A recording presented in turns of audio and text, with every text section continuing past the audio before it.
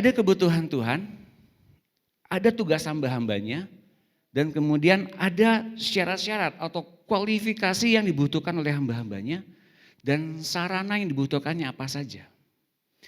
Dari sini kita bisa melihat bahwa ternyata ada banyak kepentingan, ada banyak proyek, ada banyak satu hal yang perlu kita kerjakan. Mana yang kita bahas dulu? Sekali lagi saya mau katakan bahwa kita mesti menjadi seseorang yang mempunyai hati seorang hamba untuk mengelola hal yang besar yang dipercayakan oleh Allah kepada kita. Nah, dalam ministry ini ternyata yang dilihat oleh Tuhan itu bagaimana kita mengelolanya.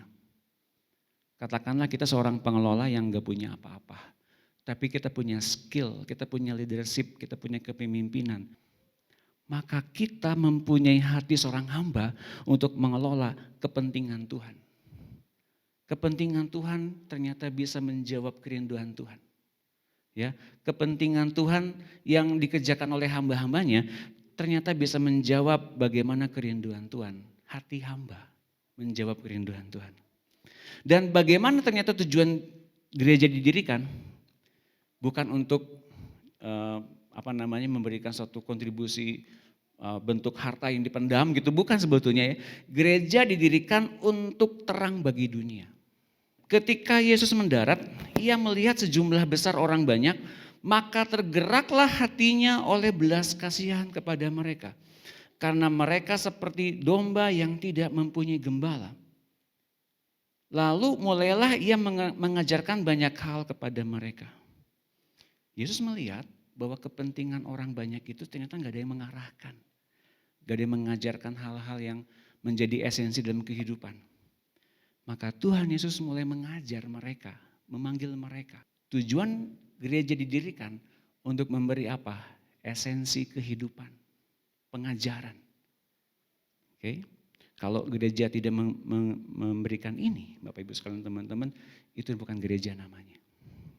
Jika Yesus Kristus adalah pelayan, maka jemaat adalah para pelayan, gereja adalah pelayan, kita semua adalah pelayan, jadi siapakah yang kita layani?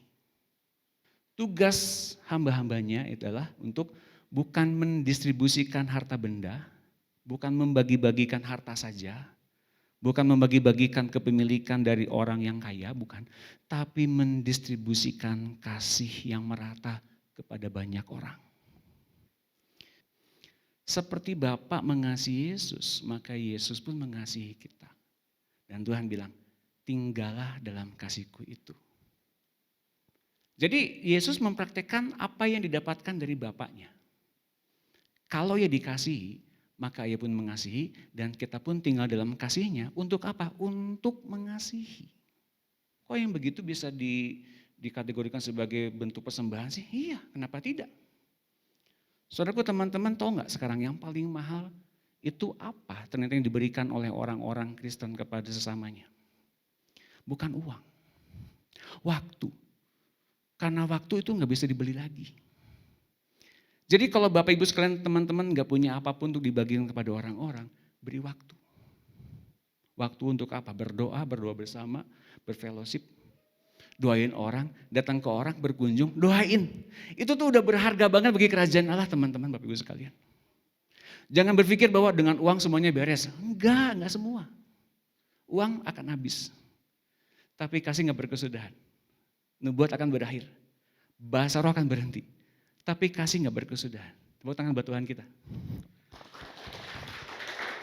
Melayani di gereja rupanya adalah satu hal yang perlu kita lakukan, bukan?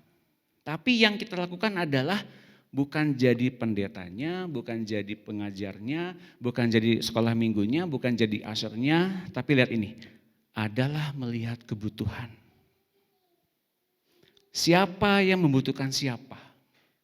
Lalu membantu mengisi kebutuhan itu dengan apa? Mempergunakan karunia Allah yang ada pada kita secara luar biasa meskipun itu unik. Ada yang bisa masak, masaklah. Ada yang hanya bisa kemudian datang berdoa, berdoalah. Lakukan sebaik mungkin apa yang kita dapatkan dari Tuhan. Yang ia perlukan adalah apa? Bukan orang yang minta tolong kepada Tuhan. Tapi yang Tuhan pentingkan apa? Yang Tuhan butuhkan apa? Hamba-hambanya sebagai orang yang mendistribusikan kasihnya kepada jemaat. Nah, orang-orang yang demikian menjawab kebutuhan. Dia cari siapa yang butuh dan dia datang nolongin. Meskipun orang ini nggak bilang sama orang ini, enggak. Tapi orang itu mau nolongin. Kenapa? Karena Tuhan suruh. Itu kasih yang sebenarnya Bapak Ibu sekalian teman-teman. Dan kalau kita udah ditolong demikian, mari lakukan hal yang sama. Menjadi seorang hamba yang mau menjawab kebutuhan jemaat.